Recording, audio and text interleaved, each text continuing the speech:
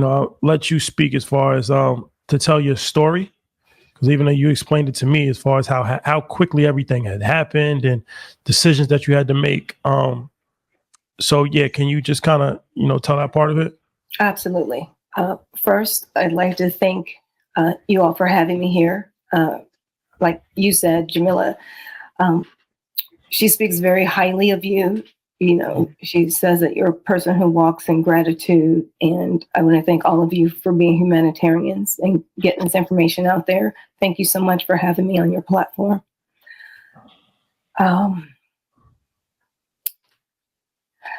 So my husband got a text about 7:30 and said that, or maybe 6, that there was a fire and that so far we were okay. Maybe an hour later, which was about 7:30, he said he got a text that it was time to evacuate. I was in the city of Burbank at that time, and I thought, well, I could just go to my sister's house and he could pack, but he said, come home, pack, and then we'll go together.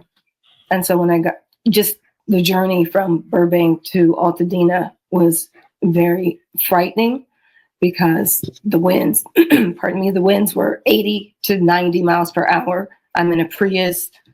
I was really scared. I actually just noticed car damage from having to drive over a tree because there were down trees on an off ramp that I decided to take.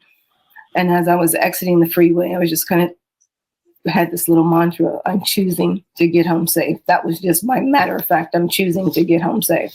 So I got home. The power was on for about 30 minutes and then it went out. And, we're packing, but you really don't know what to pack. I've never had to evacuate before.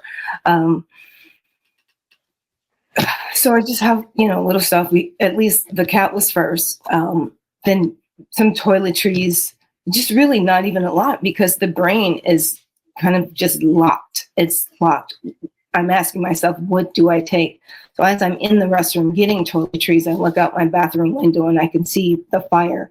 It appears to be in the neighbor's backyard. And so at that point, we have to go now. Still in shock. I'm looking around the house. What else can I grab? What do I need? I was thankful that I got birth certificate, passport, not a lot of paperwork, unfortunately. Just again, the brain goes into this gridlock and you just freeze.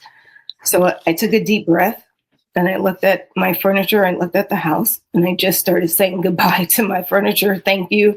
I looked at my jewelry box. I could have taken jewelry, but I just said thank you because I've had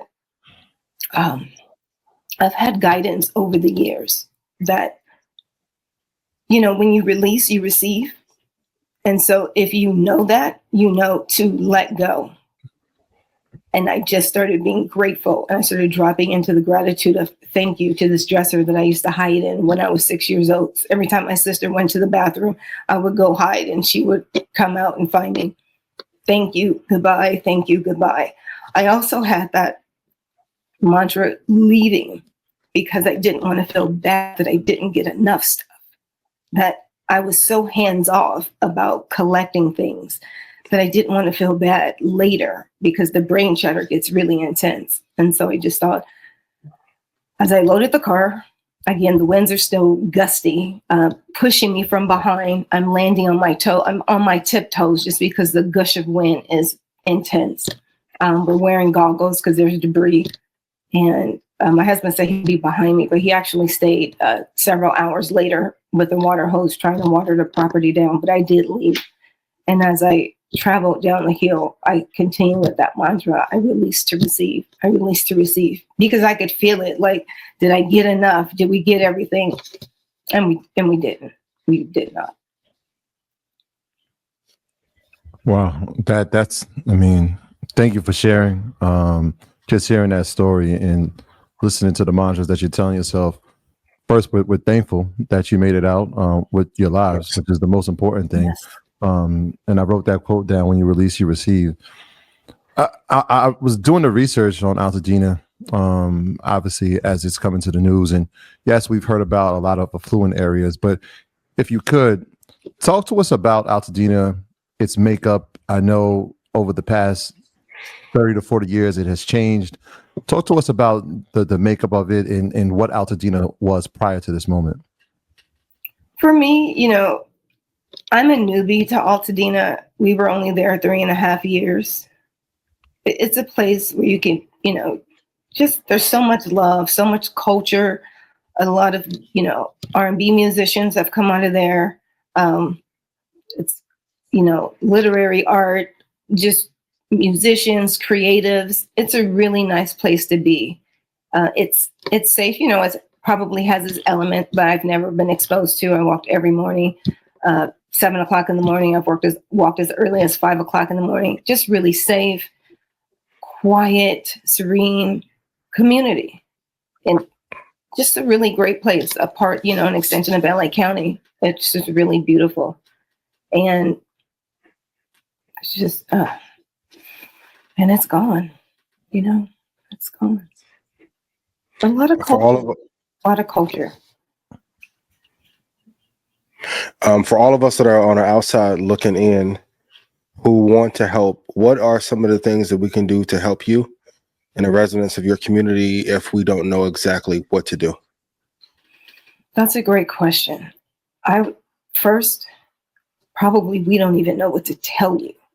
I will tell you, for me personally, text messages, phone calls, that just helps softens the heart. I'm so grateful. And again, that's more guidance, just being that gratitude to receive that and Rashad, thank you. Your prayers, your donation, thank you so much. But everyone, there's over 300 donations to a GoFundMe that Jamila Shabazz created for me. And I'm so grateful for every single donor. I would not have been able to do that myself. It's so much energy to hold and carry. I would imagine that most people, I don't have children, but people with children, maybe some clothes for their kids, toys. I had a girlfriend bring me, some makeup. She was like, "Here's some lipstick so you can look pretty and feel pretty." And that I would have never asked for that, but I was really grateful to have it. So I would say most of us don't know, but soup, easy things to make. People who don't have any place to go, easy food where you don't need a stove to cook. Sweaters. Technically, it is winter. It gets cold at night. Sweaters, socks, scarves, blankets. Other than that, it's really hard to say because you really just don't know what to ask for.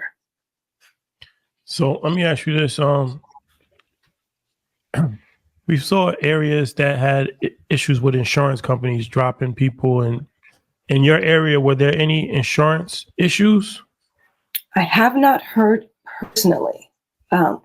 Not personally, I haven't heard, but I had a client mention that her boyfriend was a realtor and that he had said that, and I would imagine these are people who had paid off their homes and decided not to go with the fire insurance. If that is in fact true, there were a couple of insurances that they did drop that said they were really habitual about doing this during time especially. But thankfully, we don't have that insurance. I have heard that, but not to anyone personally. Yeah, there's been some stories of people who have already been approached about obviously the loss, but the land that now exists and people trying to now buy the land property from the residents.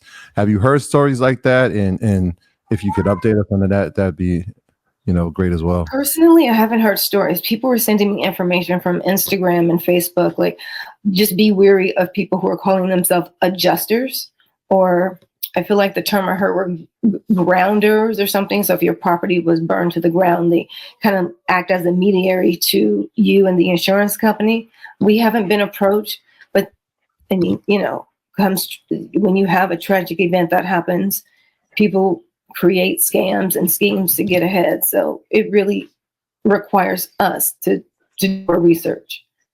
And so far, we understand that we are 100% responsible for even paying the mortgage next month in full. So we're going to call this week to get more clarity. I don't have any absolutes with respect to that right now, but I do believe we are responsible for paying the mortgage next month.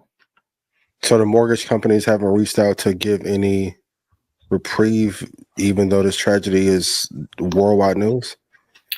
We have made contact for the temporary housing, but there's no absolute information on next steps. We have to call for the clarity. There hasn't been any information uploaded on a website that you can read that says this is what you do next.